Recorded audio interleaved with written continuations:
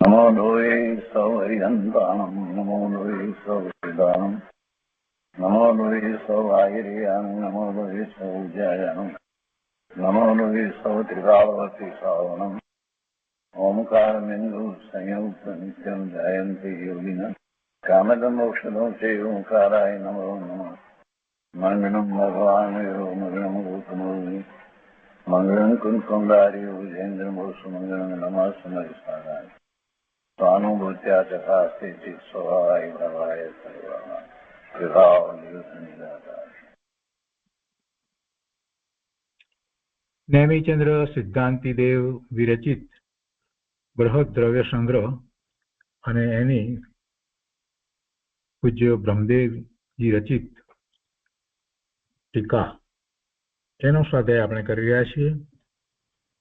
એમાં 10મી ગાથાનો સ્વાધ્યાય આપણે શરૂ કર્યો છે. 10મી ગાથા એ આપણે દ્રવ્ય સંગ્રહમાંથી કરી અને હવે બૃહદ દ્રવ્ય સંગ્રહમાંથી એની ટીકાનું વાંચન કરી રહ્યા છીએ. મૂળ ગાથાનું સહેજ પુનરાવર્તન કરીએ જેથી આપણને અનુસંધાન પ્રાપ્ત થાય. મૂળ ગાથાના અર્થમાં તો એમ કહ્યું કે વ્યવહારનાથી જીવ સંકોચ અને વિસ્તારના કારણે જે વખતે સમુદ્ઘાત નથી તે વખતે એટલે સમુદ્ઘાત અવસ્થાને છોડીને નાના અથવા મોટા શરીર પ્રમાણ રહે છે અને નિશ્ચયથી લોકાકાશ જેટલા અસંખ્યાત પ્રદેશ વાળો છે. એટલે જ્યારે સમુદ્ઘાત નથી ત્યારે એમ કરીને વાત કરી છે, પણ પછી સમુદ્ઘાત જે છે એનું વર્ણન પણ આમાં લેવામાં આવ્યું છે. મૂળ વાત તો એટલી જ કરવી છે, જીવ એ શરીર પ્રમાણ રહે છે, મૂળ વાત તો આ છે. અને ક્યારે કે જ્યારે સમુદ્ઘાત નથી ત્યારે, અને કઈ સમુદ્ઘાત બધાને થતો નથી. એટલે મૂળ આ ગાથાની અંદર સમુદ્ઘાતની વાત નથી, પરંતુ મૂળ વાત તો એ છે કે શરીર પ્રમાણ સંસાર પર્યાયમાં છે ત્યારે એને શરીર છે તો શરીર પ્રમાણ રહે છે અને નિશ્ચયથી તો એના જેટલા પ્રદેશ લોકાકાશના જેટલા અસંખ્યાત પ્રદેશ છે એટલા પ્રદેશ જ છે. તો એની જે ટીકા છે એ આપણે વાંચનમાં લીધી છે. તો બૃહદ દ્રવ્ય સંગ્રહમાંથી ટીકાનું આગળ વાંચન લઈએ. હવે આપણે અહીંયા એ વાત આવી કે સમુદ્ઘાત સિવાય તો પછી સમુદ્ઘાતની વાત અહીંયા ટીકામાં આગળ કરતા કહે છે કે 7 પ્રકારે સમુદ્ઘાત છે. વેદના, કષાય, વિક્રિયા, મરણાંતિક, તેજસ, આહાર અને કેવળી, એ 7 સમુદ્ઘાત છે. આપણે દ્રવ્ય સંગ્રહમાં પણ એને ફૂટનોટ તરીકે વાંચનમાં લીધું છે એટલે અઘરું નહીં લાગે. તો એમાં કહે છે કે તે આ રીતે હોય છે કે પોતાનું મૂળ શરીર છોડ્યા વિના તેજસ અને કાર્મણ્ય રૂપ ઉત્તર દેહની સાથે સાથે જીવ પ્રદેશોના શરીર બહાર નીકળવાને સમુદ્ઘાત કહે છે. જો આમાં એક વધારે સ્પષ્ટતા એ લીધી છે કે આ તેજસ શરીર અને કાર્મણ શરીર એ બંને શરીર જે છે એને ઉત્તર દેહ કહેવામાં આવે અથવા તો ઉત્તર શરીર કહેવામાં આવે. તો એની સાથે સાથે જીવના પ્રદેશોના શરીરની બહાર નીકળવાને સમુદ્ઘાત કહે છે. એ પણ સાથે હોય છે. જીવના પ્રદેશો બહાર નીકળે છે તો એની સાથે આ પણ હોય છે, તેજસ અને કાર્મણ રૂપ ઉત્તર દેહની સાથે.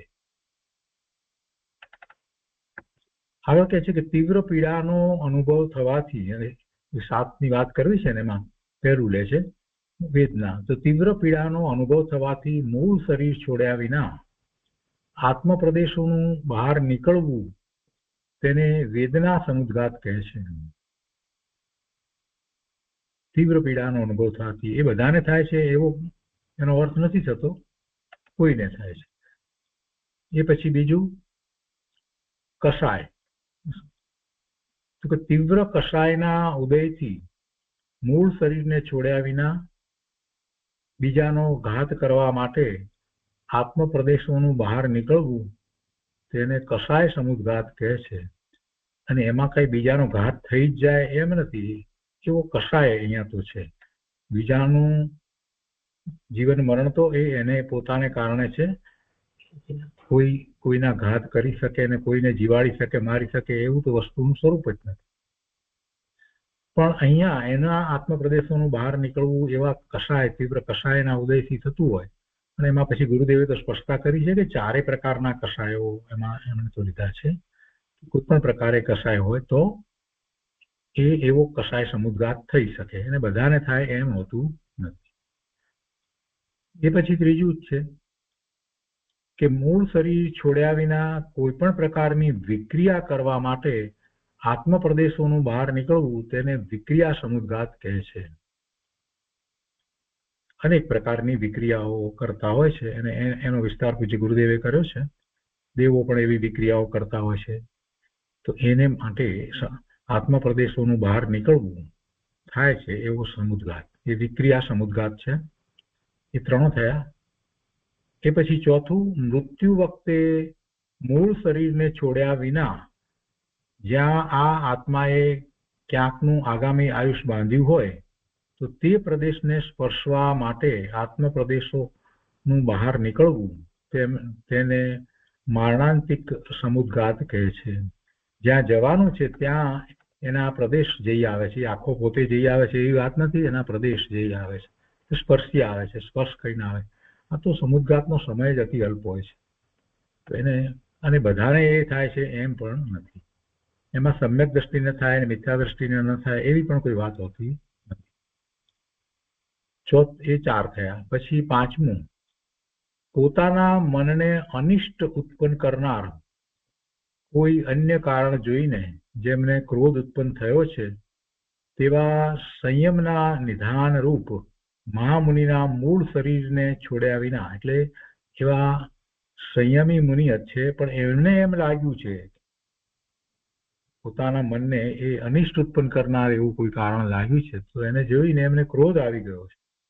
હવે એવા તો કોઈક જ મુનિ હોય, તો એવો ક્રોધ ઉત્પન્ન થયો છે, તો એ સંયમના ધારવા વાળા એ મહામુનિ જ્યારે એવા તીવ્ર ક્રોધમાં આવી જાય છે તો એ વખતે મૂળ શરીરને છોડ્યા વિના સિંદૂરના ઢગલા જેવા પ્રકાશ વાળું, એટલે લાલ રંગનું 12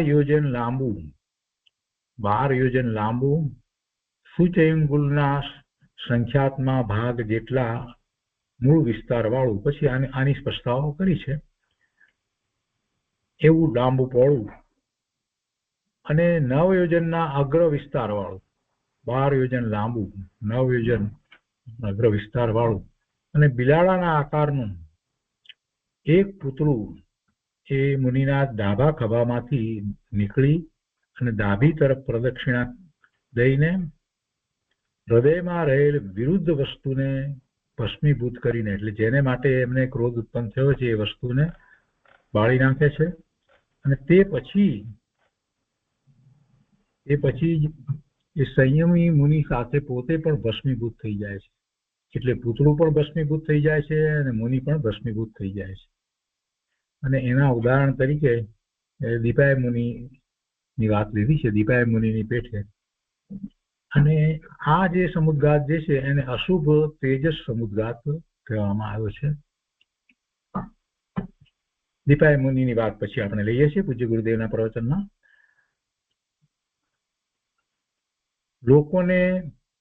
લોકને વ્યાધિ, દુષ્કાળ વગેરેથી, એના પછીની વાત આવેલી છે, વગેરેથી પીડિત જોઈને જેને દયા ઉત્પન્ન થઈ છે, ખૂબ કરુણા થઈ છે, એવા પરમ સંયમના નિધાન મહાઋષિના મૂળ શરીરને છોડ્યા વિના પૂર્વે કહેલા દેહ પ્રમાણ વાળું શુભ આકૃતિ વાળું પૂતળું જમણી તરફ પ્રદક્ષિણા કરીને વ્યાધિ, દુષ્કાળ વગેરે મટાડીને ફરીથી પોતાના મૂળ સ્થાનમાં પ્રવેશ કરે છે, એ શુભ તેજસ સમુદ્ઘાત છે. એટલે તેજસ સમુદ્ઘાત 2 પ્રકારના છે, અશુભ અને શુભ.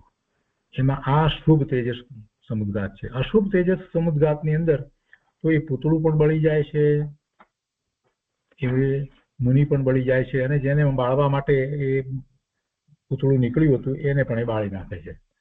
જ્યારે શુભ તેજસ સમુદ્ઘાતની અંદર એ ફરી પાછું એ પૂતળું પોતાના મૂળ સ્થાનમાં, એટલે કે પોતાના પ્રદેશો જ્યાં હતા ત્યાં આવી જાય છે. અને એ શું કાર્ય કરે છે તો કે છે કે જે દુષ્કાળ વગેરે વ્યાધિ વગેરે જે કંઈ જગતમાં ફેલાઈ રહ્યું છે તો એને એ દૂર કરે છે. કેમ કે એ મહાઋષિ છે, એવા લબ્ધિધારી સંત છે અને એવી કરુણા થઈ છે એટલે એ કાર્ય એ કરે છે. જો આમાં નિમિત્ત નૈમિત્તિક સંબંધ સમજવો કે એ કાર્ય કરી શકે છે એવો કહેવાનો અહીંયા આશય નથી, પણ આવું થાય છે જ્યારે એવું થવાનું હોય ત્યારે એવા મહામુનિને એવો વિકલ્પ આવે છે એવો, અને એ રીતે આવો શુભ તેજસ સમુદ્ગાત થાય છે. એ એમની એટલી લબ્ધિ છે, એવી યોગ્યતા છે ત્યારે થાય છે. પણ એથી એમ ન સમજવું કે કોઈ જગતના કાર્યો કરી શકે છે એવો અર્થ નથી. જ્યારે એવા કાર્યો થવાના છે ત્યારે એવો સમુદ્ગાત કોઈને હોય છે.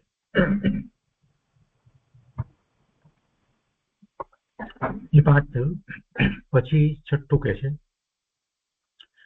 પદ અને પદાર્થમાં જેમને કાંઈક સંશય ઉત્પન્ન થયો છે એવા પરમ રિદ્ધિવાળા મહર્ષિના મૂળ શરીરને છોડ્યા વિના શુદ્ધ સ્ફટિક જેવી આકૃતિ વાળું એક હાથનું પુરુષાકાર પૂતળું મસ્તકના મધ્યમાંથી નીકળીને અંતર્મુહૂર્તમાં જ્યાં ક્યાંય કેવળ જ્ઞાનીને જુએ છે ત્યાં તેમના દર્શનથી પોતાના આશ્રયભૂત મુનિને પદ અને પદાર્થનો નિશ્ચય ઉત્પન્ન કરીને ફરીથી પોતાના સ્થાનમાં પ્રવેશ કરે છે તેને આહારક સમુદ્ગાત કહે છે.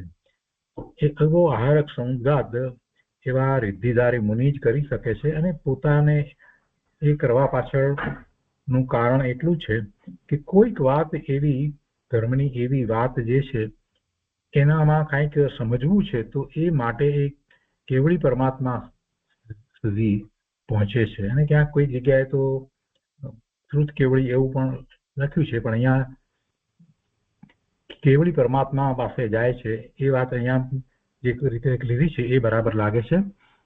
કેમ કે પોતે એવા મહાજ્ઞાની હોય એટલે એ કેવળી પરમાત્મા પાસે પોતાના સમાધાનો પ્રાપ્ત કરે. અને આ જે આહારક શરીર જે નીકળે છે એ મસ્તકમાંથી નીકળે છે, અને શુદ્ધ સ્ફટિક જેવી આકૃતિ વાળું એક હાથનું પૂતળું, પુરુષ આકારનું પૂતળું નીકળે છે. ત્યાં જાય છે અને અંતર્મુહૂર્તમાં એ સમાધાન પ્રાપ્ત કરી, પ્રભુ પાસેથી સમાધાન પ્રાપ્ત કરી અને પાછું એ આવી જાય છે.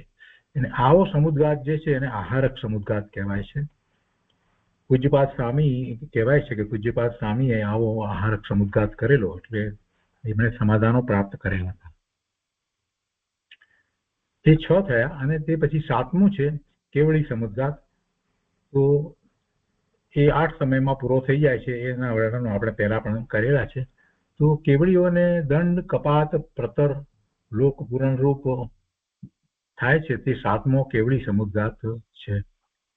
અને એમાં એ અઘાતી કર્મની પ્રકૃતિઓને એ બધીને એક સરખા સમયની કરી લે છે. અને એમ કરવા પાછળનું કારણ એ હોય છે કે જ્યારે 6 મહિના કરતા ઓછો સમય બાકી રહ્યો હોય અને કેવળ જ્ઞાન થયું હોય, પોતાના આયુષ્યનો 6 મહિના કરતા ઓછો સમય બાકી રહ્યો હોય અને કેવળ જ્ઞાન થયું હોય, તો એવા કેવળી પરમાત્મા એવી રીતે સમુદ્ગાત કરી અને એ અઘાતી કર્મની પ્રકૃતિઓને આયુષની કર્મની પ્રકૃતિ સમાન બાકીની બધી પ્રકૃતિઓને કરી લે છે. એ એનું કારણ હોય છે.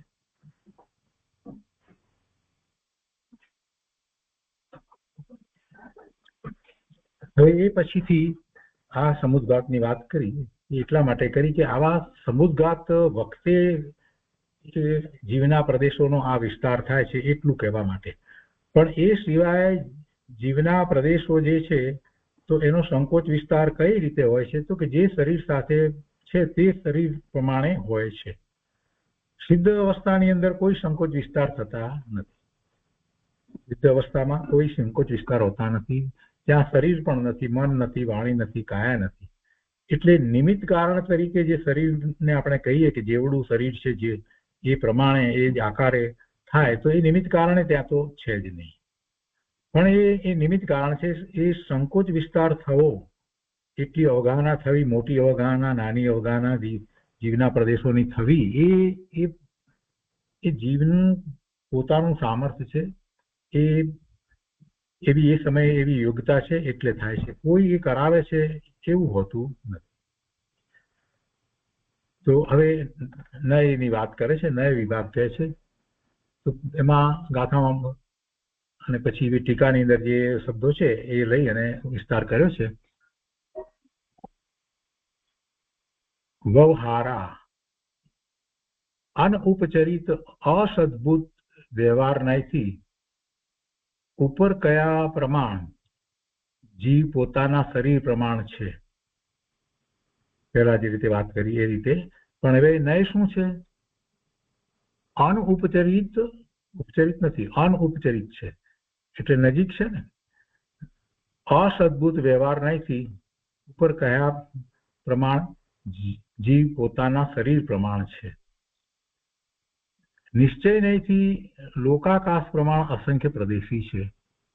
અને અહીંયા કહે છે કે વા, અહીં જે વા શબ્દ આપ્યો છે તેનાથી એમ સૂચિત થાય છે કે સ્વસંવિતિથી, સ્વસંવિતિ એટલે શુદ્ધ આત્માનું સંવેદન, એને એવી ક્રિયા, શુદ્ધ આત્માની સ્વસંવેદન ક્રિયાને સ્વસંવિતિ કહે છે. સ્વરૂપનું લક્ષ કરીને જે ક્રિયા થાય છે એ સ્વસંવિતિ છે. તો કહે છે અહીંયા કે એનાથી એમ સૂચિત થાય છે કે સ્વસંવિતિથી ઉત્પન્ન કેવળ જ્ઞાનની ઉત્પત્તિ, કેવળ જ્ઞાનની ઉત્પત્તિ સ્વસંવિતિથી થાય. પોતાના સ્વરૂપમાં એ વિશેષ વિશેષ એકાગ્રતા કરે છે એટલે એવી સ્વસંવિતિથી એ છેવટે પૂર્ણ દશાને પ્રાપ્ત કરે છે. તો એનાથી ઉત્પન્ન કેવળ જ્ઞાનની ઉત્પત્તિ થતા જ્ઞાન અપેક્ષાએ વ્યવહાર નયથી જીવ લોકાલોક વ્યાપક છે, પરંતુ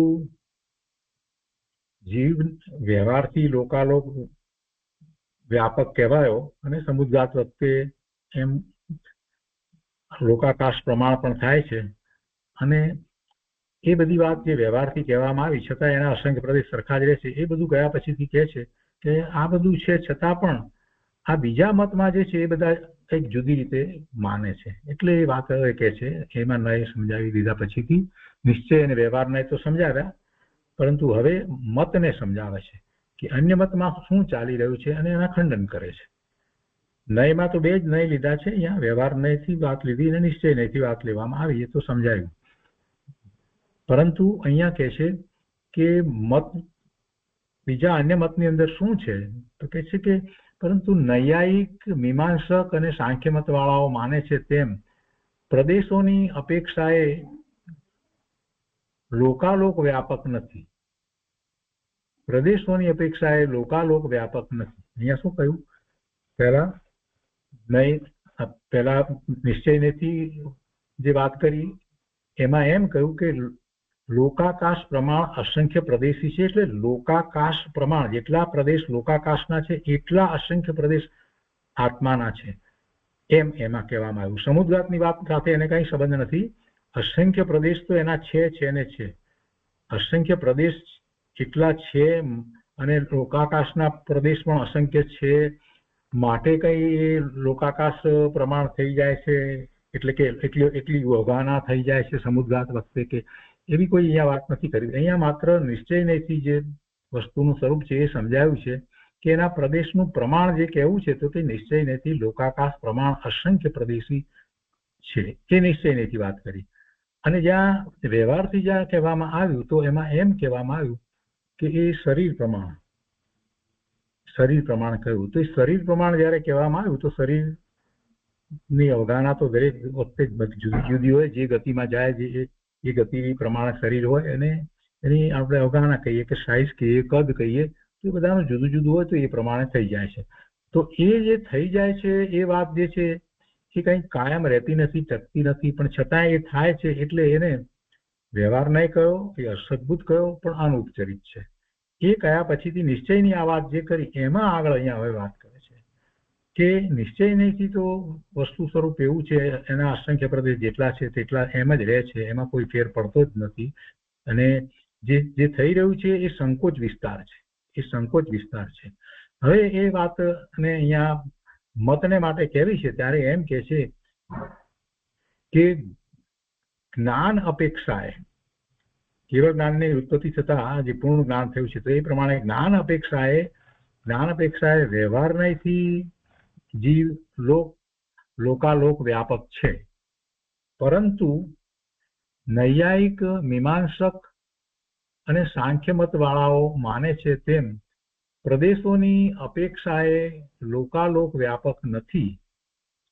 તેવી જ રીતે 5 ઇન્દ્રિય અને મનના વિષયના વિકલ્પોથી રહિત સમાધિ, તો સમાધિ વખતે સ્વસંવેદન લક્ષણ જ્ઞાનનો સદ્ભાવ હોવા છતાં પણ બાહ્ય વિષયવાળા ઇન્દ્રિય જ્ઞાનનો અભાવ હોવાની અપેક્ષાએ આત્માને જડ કયો છે. આ બીજી વાત પણ સાથે લીધી છે કે એ પોતે સ્વસંવેદન જ્ઞાનમાં સંવિતિ છે અને એ વખતે એટલે સ્વાનુભૂતિ છે. તો એ વખતે આ બીજા મતવાળા આવું પણ માને છે, કેમ એ વખતે એને 5 ઇન્દ્રિય અને મનના વિષયો નથી, એનાથી રહિત છે, એવી સમાધિ છે.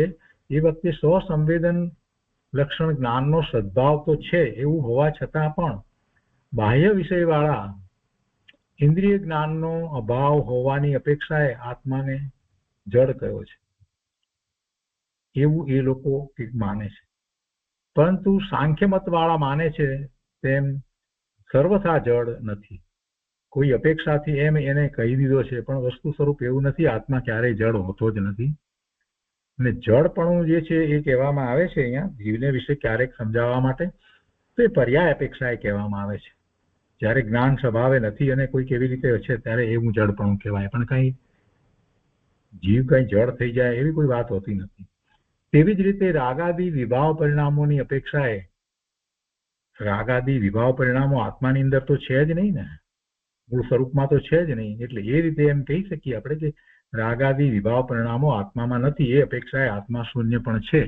પણ એ તો રાગાદી પરિણામની અપેક્ષાથી વાત છે. એથી કઈ આત્મા શૂન્ય થઈ જાય છે એવું તો નથી. રાગાદી નથી, પણ અનંત ગુણ અંદર છે ને, અનંત ગુણનું ભવન અંદર ચાલી રહ્યું છે કે નહીં. તો એનો જયારે વિચાર કરીએ છીએ તો આપણને ખ્યાલ આવે છે કે આત્મા ક્યારેય શૂન્ય હોય નહીં.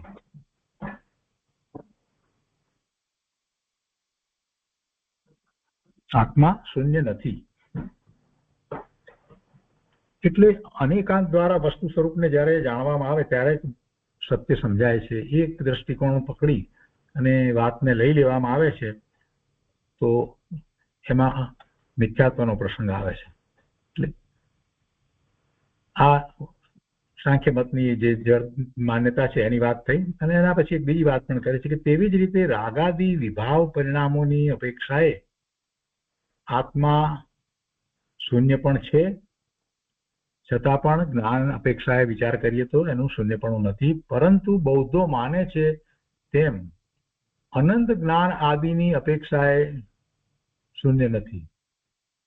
પરંતુ બૌદ્ધો માને છે તેમ અનંત જ્ઞાન આદિની અપેક્ષાએ શૂન્ય નથી. અનંત જ્ઞાન છે, એ લોકો અનંત જ્ઞાનની અપેક્ષાએ શૂન્યપણું માને છે બૌદ્ધની અંદર. તો અનંત જ્ઞાન પણ છે, આપણે માનીએ છીએ.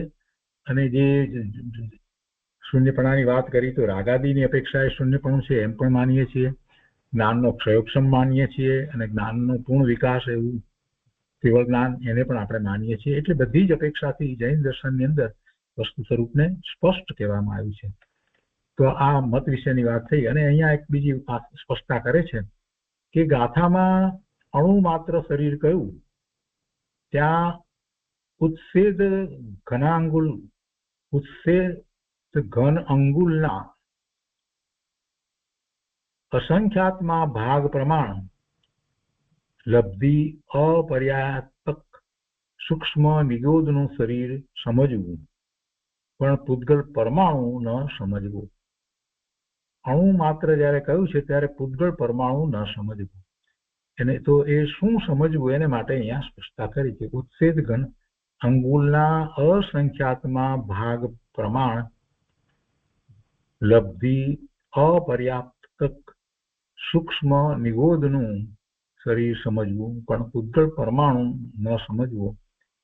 અને ગુરુ કયું છે, ત્યાં અણુ માત્ર કયું છે અને ગુરુ શરીર કયું છે. તો તેમજ ગુરુ શરીર શબ્દથી 1000 યોજન પ્રમાણ મહામત્સનું શરીર સમજવું અને મધ્યમ અવગાહન વડે મધ્યમ શરીરો સમજવા. જે શરીર વિશે કહેવામાં આવ્યું કે નાનું મોટું, તો નાનું એટલે અણુ માત્ર એ શબ્દ ત્યાં કર્યો, અને મોટું એટલે પૂરું, અને પછી બીજા બધા મધ્યમ શરીરો એની વચ્ચેના જે હોય, તો ગુરુ શરીર જે કહેવામાં આવ્યું તો સૌથી મોટામાં મોટું શરીર અહીંયા લેવાનું છે. આપણે આમાં સહેલાઈથી સમજાય એવું છે કે શરીર પ્રમાણ આત્માને કહ્યો તો પછી કે શરીર કેવડા, એવો પ્રશ્ન આપણને થાય. તો શરીર કેવડા, તો નાનામાં નાનું શરીર કેવડું, કેમ કે શરીરનું જ માપ લેવાય ને, પેલા ઉજ્જળ પરમાણુનું માપ ન લેવાય ને. તો એ શરીરનું માપ અહીંયા એ રીતે લેવામાં આવ્યું કે ઉત્સેજ ધનાંગુલના સંખ્યાત્મક ભાગ પ્રમાણ લબ્ધિ અપર્યાપ્ત સૂક્ષ્મ નિગોદનું શરીર સમજવું. એમાં સૂક્ષ્મ નિગોદનું શરીર સમજવું એ આટલી વાત છે, અને કેવડું છે એનું અહીંયા માપ એ રીતે આપ્યું છે.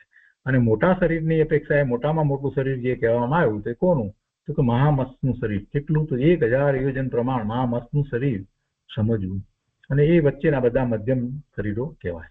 પણ એ વાત ફક્ત જે પહેલી લીટીની અંદર જે વાત કરવામાં આવી છે એ એટલા માટે કરવામાં આવી છે કે એનો સંકોચ વિસ્તાર આટલો થઈ શકે છે, અને શરીર પ્રમાણ જીવ હોય છે. હવે કહે છે કે અહીં આ તાત્પર્ય છે કે શરીરના મમત્વના કારણે જીવ શરીર ગ્રહણ કરીને સંસારમાં પરિભ્રમણ કરે છે. શરીર શા માટે મળે છે? જીવને શરીર શા માટે મળે છે? કેમ કે શરીરનું એને એકત્વ મમત્વ છે. જ્યાં સુધી શરીરનું એકત્વ મમત્વ છે ત્યાં સુધી જીવને શરીર પ્રાપ્ત થશે, એટલે કે સંસાર પર્યાય રહેશે.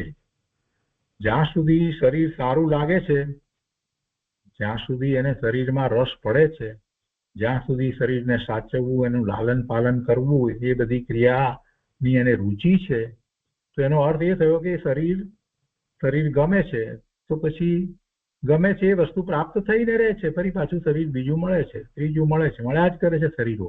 પણ એ ઈચ્છે છે એવા દરેક વખતે શરીર મળે છે એમ નથી થતું. એ ઈચ્છે છે એવી ગતિ થતી નથી, તો પછી એવા શરીરો ક્યાંથી મળે? પણ વસ્તુ સ્પષ્ટ છે કે શરીરનું મમત્વ છે તો શરીર જ મળવાના છે. પોતાના આત્માનું મમત્વ હોય અને બીજા બધાનું મમત્વ છૂટી ગયું, મારો આત્મા બસ, એ સિવાય બીજી કોઈ વાત નહીં. ખાતા પીતા ઉઠતા બેઠતા અમે ભગવાન આત્મા જ્ઞાન આનંદ સ્વરૂપ શુદ્ધ છીએ, પૂર્ણ છીએ, પવિત્ર છીએ. વર્તમાન પર્યાય જે છે અને એમાં જે કાંઈ છે એ તો અમારા દોષને કારણે છે, એ અમારી ભૂલને કારણે છે. આવી જેની દ્રષ્ટિ થઈ છે એની આખી વાત જુદી છે. પણ જેને હજી શરીરનું મમત્વ છે, એટલે કહે છે કે શરીરના મમત્વના કારણે જીવ શરીર ગ્રહણ કરીને સંસારમાં પરિભ્રમણ કરે છે. માટે દેહ આદિનું મમત્વ ત્યાગીને નિર્મોહ નિજ શુદ્ધ આત્મામાં ભાવના કરવી, અને આ રીતે જીવના સ્વદેહ પ્રમાણપણાના વ્યાખ્યાનથી ગાથા પૂરી થઈ. સ્વદેહ પ્રમાણપણું એમ વાત હતી ને કે જે દેહ સાથે પોતે રહ્યો છે એ પ્રમાણે એની અવગાહના હોય છે, જેનો એટલો વિસ્તાર હોય છે. એ ગાથા અહીંયા પૂરી થઈ. હવે આ ગાથા ઉપર, 10મી ગાથા ઉપર પૂજ્ય ગુરુદેવ કાનજી સ્વામીએ જે વિસ્તાર કર્યો છે તે આપણે લઈએ છીએ. એમાંથી આપણે કેટલું બધું અધ્યાત્મ શીખવાનું છે, કેટલી બધી સ્પષ્ટતાઓ પણ આપણને એમાંથી પ્રાપ્ત થાય છે, પ્રશ્નોના ઉત્તરો આપણને એમાંથી મળી જાય છે. ગુરુદેવ કહે છે કે આ જીવ દ્રવ્યના સ્વરૂપનું વર્ણન છે. જીવ પોતાના નાના મોટા શરીર પ્રમાણ છે. એટલે એક વાત નક્કી થઈ ગઈ કે જીવ નાના મોટા શરીર પ્રમાણ છે, એટલે જયારે અહીંયા વાત કરવામાં આવે છે તો એ વાત નક્કી થઈ ગઈ કે આ સંસાર પર્યાયની વાત છે, સિદ્ધની વાત નથી. સિદ્ધને કોઈ શરીર હોતું નથી, અને એ વાત સર્વજ્ઞ ભગવાન સિવાય બીજાના મતમાં હોય નહીં. નિશ્ચયથી તો જીવ ત્રિકાળ અસંખ્ય પ્રદેશી જ છે. આ જે પ્રમાણ જે કહેવામાં આવ્યું, જે પ્રમાણ બદલાયા કરે છે, નાના મોટા શરીર પ્રમાણે એ બદલાયા કરે છે, એટલે એ વસ્તુ એક સરખી રહેતી નથી. નવી નવી અવસ્થા થાય છે, એ પ્રમાણે બદલાવ થાય છે. તો એ વ્યવહારથી છે. જે એક સરખું જે રહે છે એ નિશ્ચયથી છે. જે બદલાતું નથી તો એ શું છે? તો કે અસંખ્ય પ્રદેશ પ્રમાણ છે. તો એ મૂળ વાત તો એ છે. એટલે નિશ્ચયથી તો જીવ ત્રણેય કાળે અસંખ્ય પ્રદેશી જ છે. જો પેલાની અંદર વ્યવહારથી છે, એમાં કોઈ એના પ્રદેશ ઘટી જાય છે એમ નથી, પણ સંકોચ કે વિસ્તાર એવો થાય છે એટલે કોઈને એમ લાગે કે આ પ્રદેશ વધી ગયા કે ઘટી ગયા, વ્યવહારથી કહ્યું છે એમાં પણ કોઈ પ્રદેશ ઘટે છે કે વધે છે એમ નથી, એ ફક્ત સંકોચ વિસ્તાર જ છે. નિશ્ચયથી તો જીવ ત્રિકાળી અસંખ્ય પ્રદેશી જ છે, પણ સમય સમયની યોગ્યતાથી તેનામાં સંકોચ વિકાસ થાય છે એવો તેનો સ્વભાવ છે. એક પ્રદેશ તો એવડો ને એવડો જ રહે છે. પ્રદેશ જે છે એ કાંઈ નાનો મોટો થતો નથી. સંકોચ વિસ્તાર થવો અને પ્રદેશનું નાના મોટો થવો એમાં બહુ મોટો ફેર છે.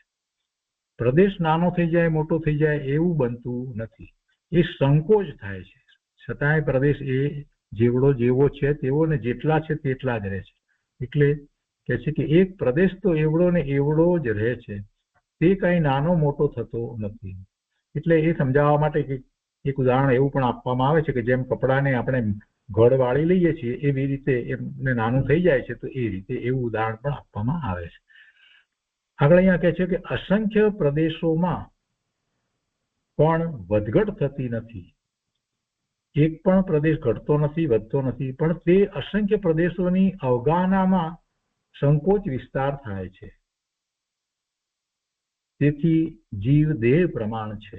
આ મૂળ વાત અને મહત્વની વાત. હવે એમાં બીજી વાત છે કે કોઈ બીજાના કારણે એ નથી થતું, કોઈના કારણે થાય છે એમ નથી. એટલે સુધી કે નામ કર્મના કારણે સંકોચ વિસ્તાર થવાનું કહેવું એ પણ એ નિમિત્તનું કથન છે. કઈ નામ કર્મની પ્રકૃતિને કારણે એ સંકોચ વિસ્તાર થાય છે, જેવું શરીર છે એ પ્રમાણે થાય છે એમ નથી. એમ નથી, એ નિમિત્તનું કથન છે. એ વખતે એવું જેવડું શરીર છે, જીવનો જ્યારે આટલો સંકોચ થવાનો છે તો એટલો સંકોચ થાય છે, તો ત્યારે એ સાથે રહેલું શરીર પણ એ પ્રમાણે હોય છે. જીવના પ્રદેશોનો સંકોચ એક કીડી જેટલો થઈ જવાનો છે, તો તે વખતે નિમિત્ત તરીકે કીડીનું શરીર છે એમ સમજવાનું છે. પણ એમ નથી સમજવાનું કે કીડીના શરીરમાં રહેવું છે માટે એ સંકોચાઈ અને એવડો થયો, એમ નથી સમજવાનું. જો એમ સમજવામાં આવશે તો મોટો દોષ આવશે. શું દોષ આવશે? કે જીવ જે છે એનું કાર્ય જે છે એ પરાધીન છે. જીવનું સંકોચાવું જે થયું, એના પ્રદેશનું સંકોચાવું થયું, એ પેલા જે શરીર જે મળે છે એને આધીન છે એમ થઈ ગયું. પણ એવી પરાધીનતા જીવને હોઈ શકે નહીં. અને એમાં બીજો પણ એક દોષ આવે કે એક દ્રવ્ય બીજા દ્રવ્યનું કાર્ય કરે છે. પેલું શરીર જે છે એ ડિસાઈડ કરે છે, નક્કી કરે છે, પ્રભાવિત કરે છે, અને આ શરીર જે છે એ પ્રમાણે આ પ્રદેશો જે છે એ પ્રમાણે ગોઠવાય છે. તો એમ પણ થતું નથી. એ વખતે જીવના પ્રદેશોનું સંકોચાવું અને એ આકારે થવું એ જીવનું પોતાનું જ કાર્ય છે. સામે નિમિત્ત તરીકે પેલું શરીર છે. આવી વસ્તુની સ્વતંત્રતા હંમેશા રાખવાની છે. એ સ્વતંત્રતા ક્યારેય છોડવાની નથી. જીવને કોઈ પરાધીનતા કોઈ કાળે હોય નહીં. અસંખ્ય પ્રદેશી આત્માની અંતર્મુખતાથી તારું કલ્યાણ થાય છે. અહીંયા તો વાત ગુરુદેવ બીજી કરે છે કે ભાઈ તું એના પ્રદેશ ને સંકોચ વિસ્તાર તો બરાબર છે, પણ એનું લક્ષ કર ને. તું અંતર્મુખ થાય ને તો તારું કલ્યાણ થાય. એમાં પર સામે જોવાનું રહેતું નથી. હવે આગળ કહે છે કે જીવ અરૂપી પદાર્થ હોવા છતાં તેને પણ સંકોચ વિસ્તાર થાય છે, અને એ વાત સર્વજ્ઞ સિવાય બીજા કોણ જાણી શકે? કોઈ જાણી ન શકે. વસ્તુ અરૂપી છે, રૂપી નથી, તો પછી સંકોચ થયો, વિસ્તાર થયો, એ ખબર કેવી રીતે પડી? કોને પડે? એ સર્વજ્ઞ પરમાત્માને જ ખ્યાલ આવે, બીજા કોઈને ખ્યાલમાં આવી શકે નહીં. એમના જ્ઞાનમાં એ વાત આવે છે. સાધારણ જીવોને આ વાત બેસવી કઠણ પડે. કીડીના શરીર વખતે તેવો આકાર અને હાથીના શરીર વખતે તેવો આકાર, છતાં તે આકાર પોતાના જ કારણે છે, પરના કારણે નથી. આત્માનો એક એક પ્રદેશ તો એક પરમાણુ જેવડો ત્રિકાળ છે. એક પ્રદેશ એક પરમાણુ જેવડો ત્રણે કાળે છે. સર્વજ્ઞ ભગવાને જેવો સ્વભાવ કયો તેવો પોતાના જ્ઞાનમાં ભાસવો જોઈએ. પણ એમાં સંકોચ વિસ્તાર થઈ શકે છે, ભલે એવડો છે તો પણ. એ વાત આપણે સમજીએ છીએ. હવે કહે છે કે વળી દેહ પ્રમાણ આકાર રહેવામાં એક બીજી વાત પણ સાથે સમજવાની છે. દેહ પ્રમાણ આકાર રહે છે, પણ છતાંય ક્યારેક એ દેહ પ્રમાણ આકાર નથી રહેતો. તો એ ક્યારે? તો કે સમુદ્ઘાત થાય ત્યારે એ દેહ પ્રમાણ નથી હોતો. એટલે દેહ પ્રમાણ આકાર રહેવામાં સમુદ્ઘાત ન થવો તે પણ કારણ છે. એટલે કે સમુદ્ઘાત થાય છે ત્યારે તે દેહ પ્રમાણ નથી રહેતો, બાકી બધા વખતે દેહ પ્રમાણ રહે છે. અને સિદ્ધ અવસ્થા થાય છે ત્યાર પછીથી કોઈ દેહ જ નથી, તો ત્યારે જે છેલ્લો દેહ હતો એના આકારે જે અવગાહના હતી એટલી અવગાહના એ જ આકારે એમ જ રહે છે, પછી કોઈ બદલાવ એમાં આવતો નથી. એ ત્રણેય વાતને આપણે સાથે રાખીએ છીએ. હવે આ સમુદ્ઘાત ન હોય એ વાત કરી છે, પછી એમાં સમુદ્ઘાત આ 7 પ્રકારના છે એની વાત લેવામાં આવી છે. પણ મુખ્ય વાત અહીંયા એ સમુદ્ઘાતની મુખ્ય વાત નથી. અહીંયા તો એમ કહેવું છે કે સમુદ્ઘાત ન હોય એ વખતે દેહ પ્રમાણ હોય છે. ને એવી જ રીતે આપણે એમ પણ કહી શકીએ કે સિદ્ધ અવસ્થા નથી ત્યારે દેહ પ્રમાણ છે, કેમ કે સિદ્ધને તો દેહ છે જ નહીં. એટલે અહીંયા તો દેહ છે છતાં પણ એને એ દેહ પ્રમાણ ન હોય એવું ક્યારે હોય તો કે સમુદ્ઘાત હોય ત્યારે. સિદ્ધને તો દેહ નથી એટલે દેહ પ્રમાણ થવાનો પ્રશ્ન નથી, પણ છતાં એનો એક આકાર તો રહે છે ને. તો અહીંયા તો દેહ હોય છતાં પણ દેહ પ્રમાણ ન રહે એવી કોઈ સમય એવી અવસ્થા થાય છે, તો એ ક્યારે તો કે સમુદ્ઘાત થાય ત્યારે. તો પછી સમુદ્ઘાત કેટલા પ્રકારના, ક્યારે સમુદ્ઘાત થાય, એટલે એનું વર્ણન અહીંયા લેવામાં આવ્યું છે. 7 પ્રકારના સમુદ્ઘાત છે: વેદના, કષાય, વિક્રિયા, મરણાંતિક, તેજસ, ને તેજસની અંદર પાછા 2 ભાગ, શુભ અને અશુભ, અને પછી આહારક અને કેવળી સમુદ્ઘાત. તો હવે સમુદ્ઘાતની વાત લઈએ. ગુરુદેવ સમુદ્ઘાતની વાતને પછી સમજાવે છે વધારે વિસ્તારપૂર્વક. તો અહીંયા કહે છે કે સમુદ્ઘાત વખતે જીવના પ્રદેશો ફેલાય છે તે પણ પોતાના જ કારણે છે. સમુદ્ઘાત વખતે જીવના પ્રદેશો ફેલાય છે તે પણ પોતાના જ કારણે છે. જો વારંવાર આ વાતને આપણે એટલા માટે લઈએ છીએ કે કોઈ પણ પ્રકારે આત્માને પરાધીનતા નથી, પોતાના પરિણામ માટે એને પરની અપેક્ષા પણ નથી. સમુદ્ઘાત થાય તે પણ જીવની જ અવસ્થાનો ધર્મ છે. સમુદ્ઘાત વખતે જેવો આકાર છે તે પણ પોતાના જ કારણે છે, બીજાના કોઈના કારણે નથી. અને એ પોતાની અવસ્થા, એ પોતાનો ધર્મ છે, પોતાનું એ સામર્થ્ય છે, પોતાની એ શક્તિ છે, પોતાની તે સમયની યોગ્યતા છે. એમાં બધું પોતાનું છે, પરનું કાંઈ નથી. કોઈ કોઈને સમુદ્ઘાત કરાવી દે એવું પણ વસ્તુનું સ્વરૂપ નથી. તો 7 પ્રકારના સમુદ્ઘાત જે છે એ આપણે 2 વખત વાંચી ગયા છીએ. અને હવે ગુરુદેવે જે વધારે એમાં વાત લીધી છે આપણે લઈએ છીએ. તો વેદના સમુદ્ઘાત આપણે જાણીએ છીએ તે પ્રમાણે કે તીવ્ર વેદના થતા જીવના પ્રદેશો મૂળ શરીરને છોડ્યા વગર શરીરથી બહાર ફેલાય તેનું નામ વેદના સમુદ્ઘાત છે. અને આવી યોગ્યતા જીવમાં જ છે, બીજે ક્યાંય હોતી નથી. એવી રીતે કષાય સમુદ્ઘાત તો એના સંબંધીમાં છે.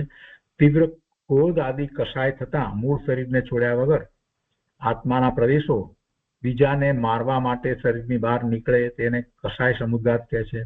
ગુરુદેવ કહે છે કે જુઓ, કોઈ જીવને તીવ્ર ક્રોધ થાય ત્યારે તેને આવો સમુદ્ઘાત થઈ જાય છે. તેને પોતાને તેની ખબર ન પડે છતાં તેના અસંખ્ય પ્રદેશોની આવી પર્યાય થઈ જાય છે. તીવ્ર ક્રોધ, તીવ્ર માન, તીવ્ર માયા કે તીવ્ર લોભ, એ ચારેય કષાય ના નિમિત્તે આવો સમુદ્ઘાત થઈ જાય છે. ગુરુદેવે 4 કષાયની વાત લીધી છે અહીંયા. અને એવો થઈ જાય છે છતાં એ સામા જીવને મારી શકે નહીં કે એનું કઈ બગાડી શકે નહીં, તેમ ખબર પણ પડે નહીં કે આ સમુદ્ઘાત છે. પણ કોઈ જીવને તીવ્ર ક્રોધ આદિ કષાયમાં આવું થઈ જાય છે. ત્રીજો વિક્રિયા સમુદ્ઘાત. કોઈ પણ પ્રકારની કામ વગેરે જનિત વિક્રિયા થતા જે સમુદ્ઘાત થાય છે તે વિક્રિયા સમુદ્ઘાત છે. અને દેવો ભગવાન પાસે નૃત્ય કરે ત્યારે અનેક પ્રકારની વિક્રિયા કરે છે. નારકીઓ દેવની વિક્રિયા કરે છે. નારકીને પણ વિક્રિય શરીર છે, દેવોને પણ વિક્રિય શરીર છે એમ આપણે કહીએ છીએ. તો એ શરીર જે છે તો એ એવા છે કે જેમાં એ અનેક આકારો એ કરી શકે છે.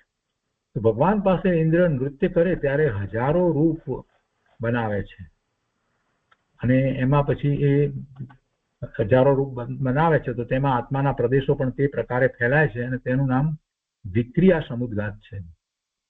ચક્રવર્તી વગેરેને પણ વિક્રિયા થાય છે. એ કોઈક એવા હોય એવું વિક્રિય શરીર કરી શકે છે, એવા મહામુનિ હોય, એને એવી લબ્ધિ પ્રાપ્ત થઈ હોય તો એ પણ સામાન્ય રીતે જેને ઔદારિક શરીર છે એને આવી જાતની વિક્રિયા નથી થતી. એ લબ્ધિ રૂપે કોઈકને જ હોય.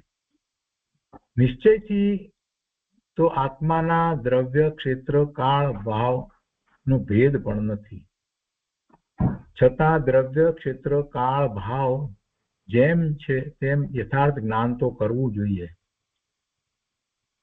અહીંયા આ જે વાત ચાલી રહી છે એ આત્માના પ્રદેશોની, એટલે એનું ક્ષેત્ર કેટલું, અસંખ્યાત પ્રદેશ પ્રમાણ ક્ષેત્ર, એની આ વાત થઈ રહી છે.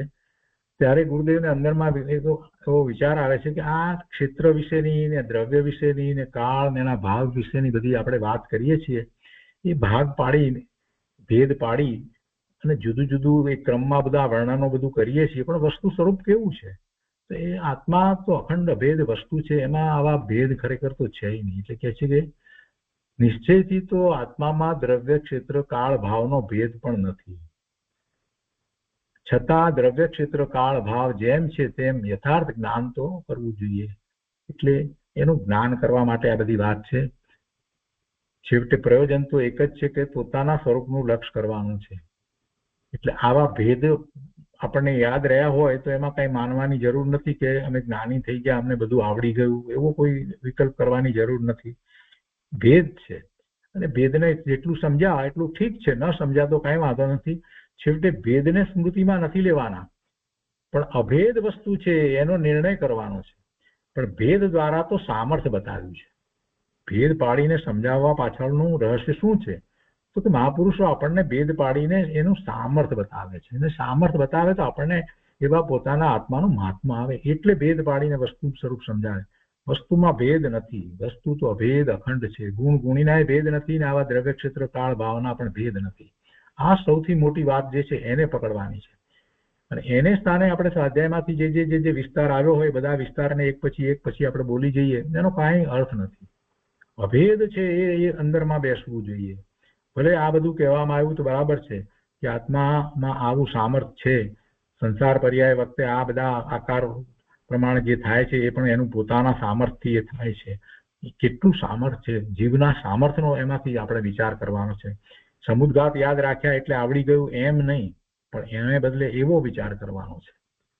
ગુરુદેવે એક વાત અહીંયા 1.5 લીટીની અંદર તો જે કહેવું હતું એ બધું કહી દીધું. તો આગળ ના સમુદ્ઘાત લઈએ.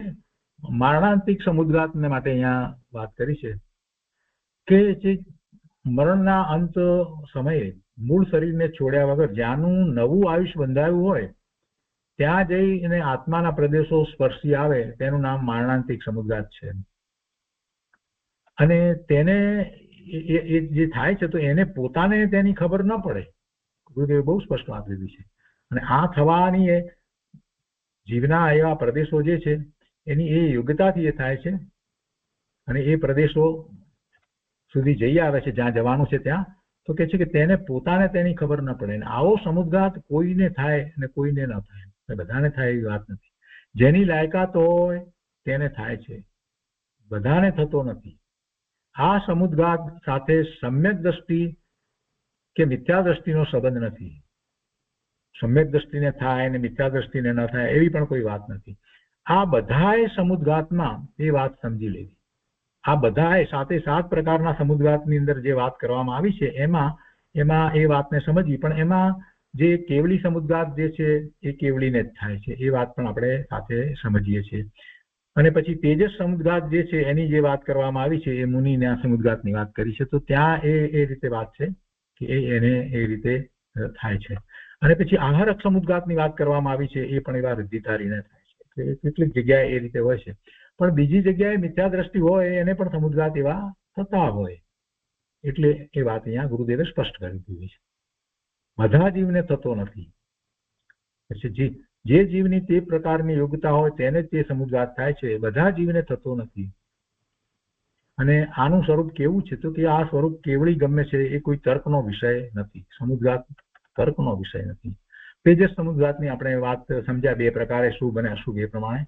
અને આ સમુદ્ઘાત મુનિને જ હોય છે, કેમ કે એમને એવી શક્તિ પ્રગટ થઈ છે એટલે એમને એવો સમુદ્ઘાત થઈ શકે છે. અને એમાં જે અશુભ સમુદ્ઘાત જે છે એની વાત અહીંયા લીધી છે.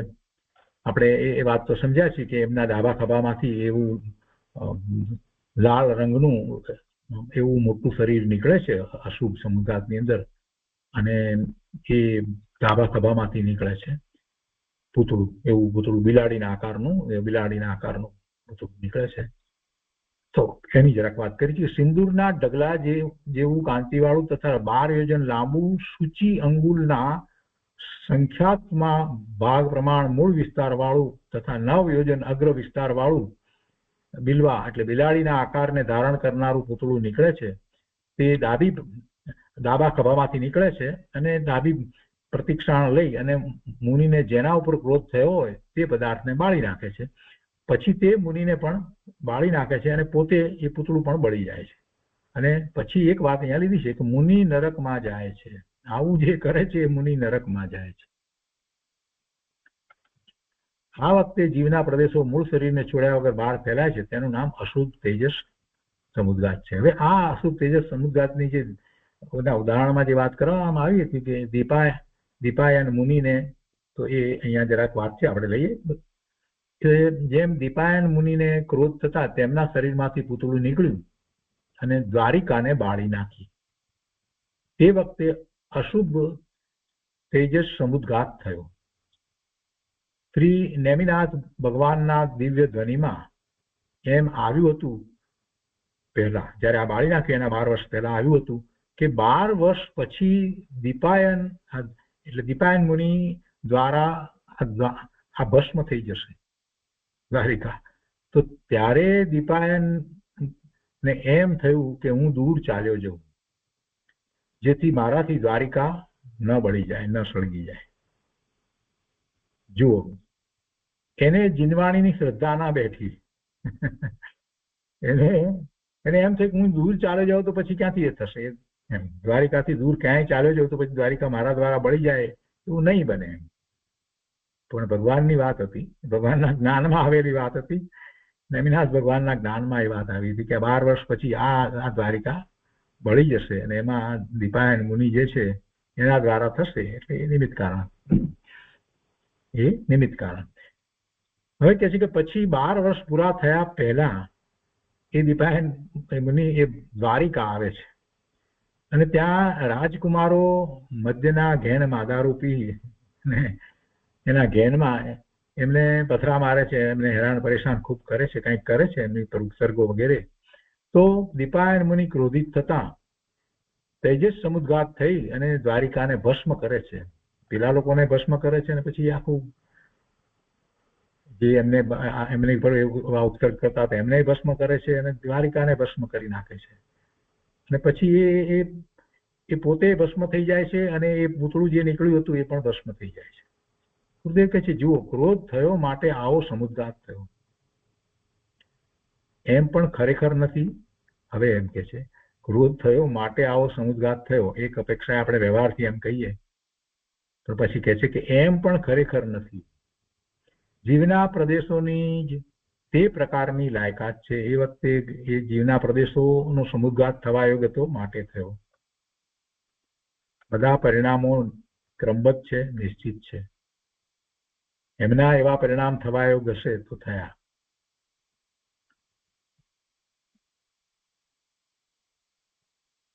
વળી અહીંયા કહે છે કે શુભ તેજસ સમુદ્ગાતની વાત કરે છે તો અશુભ તેજસ સમુદ્ગાતમાં ક્રોધનું નિમિત્ત છે અને શુભ તેજસ સમુદ્ગાતમાં કરુણાનું નિમિત્ત છે.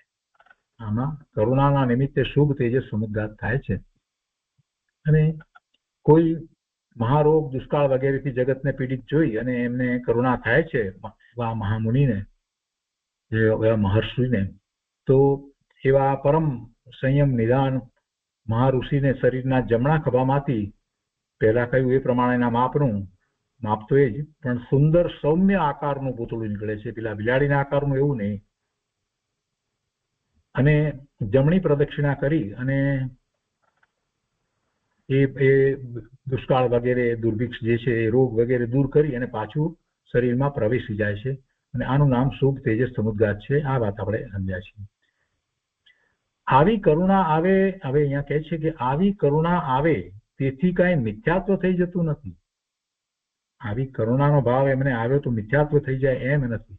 અહીં શુભ તેજસમાં મુનિને પરમ સંયમ નિધાન કયા છે, અને અશુભ તેજસમાં પરમ શબ્દ નથી વાપર્યો. અહીંયા તો પરમ સંયમ નિધાન થી આ થાય છે એમ કહ્યું છે. જો સંયમી જીવ ઉપર અસંયમી જીવ ઉપર પણ એમની કરુણા થાય તો એથી કઈ મુનિને પાપનો બંધ પડે એવું થતું નથી. એ વાત પણ સાથે લીધી છે. અને આવો વિકલ્પ આવે અને એમને એવી કરુણા થઈ છે તો એથી કઈ એમનો સંયમ તૂટી જાય છે એમ પણ બનતું નથી. અસંયમી જીવ ઉપર કરુણા આવે તે પાપ નથી પણ પુણ્ય છે. મુનિ દશામાં પણ તેવો ભાવ આવે છે. અજ્ઞાની જીવો તેને પાપ બનાવે છે તે વાત બરાબર નથી, એ વાત જુઠ્ઠી છે. સામા જીવો બચે અને ભવિષ્યમાં પાપ કરે, જે સામા જીવો બચે અને ભવિષ્યમાં પાપ કરે તો તેનું પાપ મુનિને નથી. અને કોઈ શુભ ભાવથી અનુકંપાથી ધન આપી પશુ છોડાવે તો તે પણ પાપ નથી. અને પછી એ પશુ જે કંઈ ખાયા કરે આ તે બધું તો એને કારણે જે છોડાવનાર છે એને પાપ લાગે એવું હોતું નથી. અહીંયા એ વાત કરી છે. કેમ કે એનો ભાવ જે છે તે અનુકંપાનો ભાવ છે, એનો દયાનો ભાવ છે. અને એવી જ રીતે આ પુનિ જે કરે છે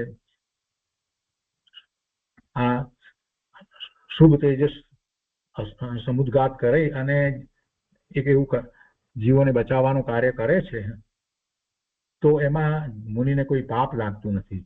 અને બીજી રીતે કહીએ તો એવો નિમિત્ત નૈમિતિક સંબંધ છે, જ્યારે થવાનો હોય ત્યારે જે મુનિને એવો વિકલ્પ આવે, એવો સમુદ્ઘાત થાય, એ બધી વાતને આપણે બરાબર જેમ છે તેમ પકડવાની. હવે અહીંયા કે છે કે કરુણાના વિકલ્પ વખતે પણ બધા મુનિને આમ નથી થતું. બધા મુનિને આવું થાય એમ બનતું નથી. જેને તેવી લાયકાત અને એવી વૃદ્ધિ હોય તેને જ આવો સમુદ્ઘાત થાય છે. આમાં શુભભાવ છે, પુણ્ય છે.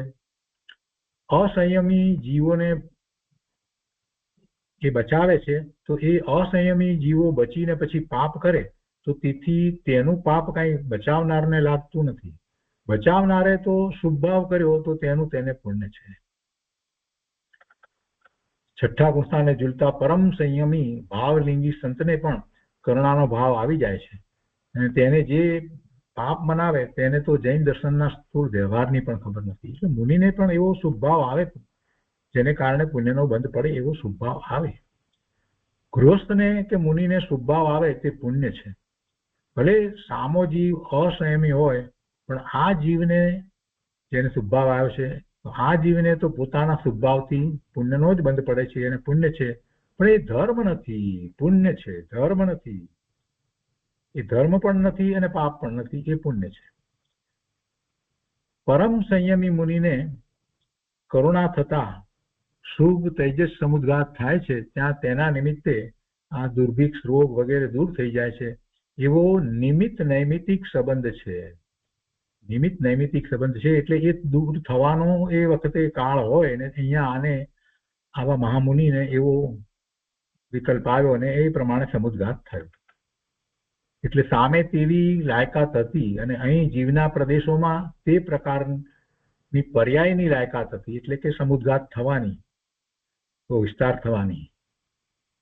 અને અશુભ તેજસ સમુદ્ઘાત વાળો તો સંયમથી ભ્રષ્ટ થઈ જાય છે અને એને તો પાપનો બંધ પડે છે અને તો નરકમાં જાય છે. અને આ શુભ સમુદ્ઘાત વાળા મુનિ કઈ સંયમથી ભ્રષ્ટ થતા નથી. હવે એ પછીથી આહાર સમુદ્ઘાતની વાત કરી છે. એમાં આપણે જાણીએ છીએ કે આહારક શરીર હોય છે અને એ આહારક શરીર જે છે 5 પ્રકારના શરીરમાં એક આહારક શરીર હોય છે. તેજસ શરીર, કાર્મણ શરીર છે, ઔદારિક શરીર, વિક્રિય શરીર ને આહારક શરીર. તો આહારક શરીર નામની એક લબ્ધિ થાય છે. તેજસ શરીર, કાર્મણ શરીર જે સંસાર અવસ્થાની અંદર બધાને જ હોય, ચારે ગતિમાં હોય. અને તિર્યંચ અને મનુષ્યને ઔદારિક શરીર હોય, એટલે એમ 3 શરીર હોય. અને દેવ અને નારકીને એક વિક્રિય શરીર હોય, એટલે એમ એને 3 શરીર હોય.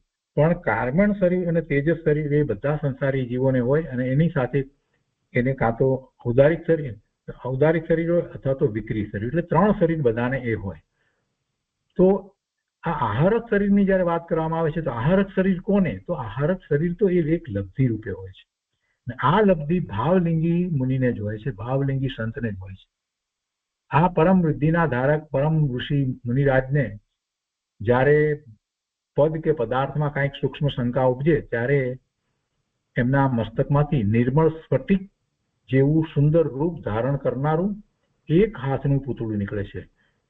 એક હાથનું, પેલા જે તેજસની અંદર જેટલા મોટા જે નીકળે છે એવું નથી, અને પુરુષ આકારનું છે આ તો, અને સુંદર સ્ફટિક જેવું છે. એ પૂતળું નીકળીને અંતર્મુહૂર્તમાં તો એ પાછું આવી જાય છે, ભગવાન પાસે જાય છે. કેવળી પરમાત્મા બિરાજતા હોય ત્યાં જાય અને કેવળીના દર્શનથી મુનિને પદ અને પદાર્થનો નિશ્ચય થઈ જતા ફરી તે પૂતળું મૂળ સ્થાને આવી જાય છે. એટલે શુભ તેજસ સમુદ્ઘાત કરતા આમાં વિશેષતા છે. શુભ તેજસ સમુદ્ઘાતનું કારણ જુદું છે, અને અહીંયા વિશેષતા શું છે તો કે આ તો પોતે પોતાના સમાધાન કરવા માટે પોતે લબ્ધિ, પોતાની એવી લબ્ધિ છે, તો એવા મુનિ જ એને પ્રગટ કરી અને સમાધાનો પ્રાપ્ત કરે છે કેવળી પરમાત્મા પાસે જઈને, અને એટલે એ મસ્તકમાંથી નીકળે છે. આવું પૂતળું નીકળે ત્યારે મુનિના આત્માના પ્રદેશો પણ તે પ્રમાણે ફેલાય છે, અને તે વખતે આહરત સમુદ્ઘાત હોય છે. તો આજનો સ્વાધ્યાય આપણે અહીંયા સુધી રાખીએ છીએ. પછી ગુરુદેવના પ્રવચનનો શ્રેષ્ઠ ભાગ આપણે આવતા સ્વાધ્યાયમાં લઈશું.